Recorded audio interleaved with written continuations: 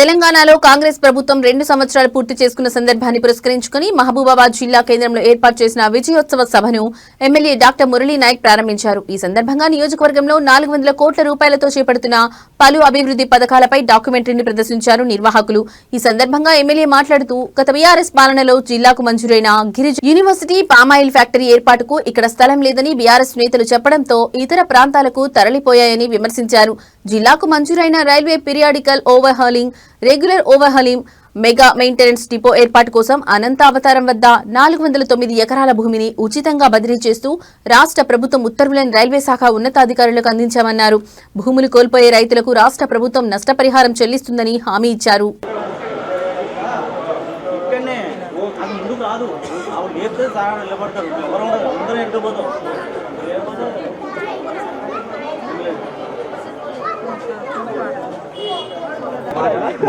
కొచ్చిలో ఈ బీసీ కాలంలో ఉన్న 9వ వార్డు ప్రజలు కూడా మన ఎమ్మెల్యే గారు రావడం జరిగింది.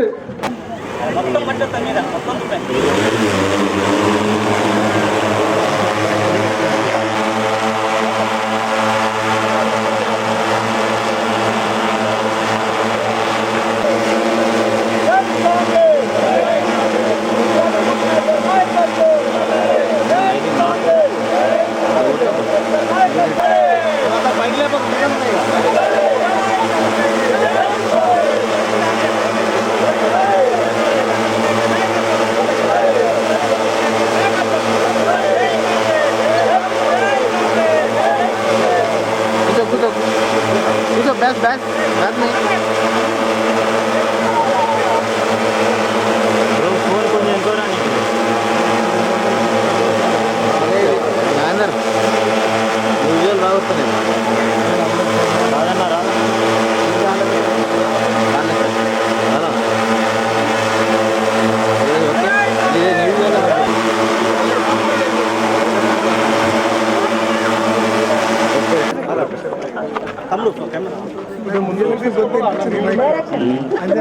రాజా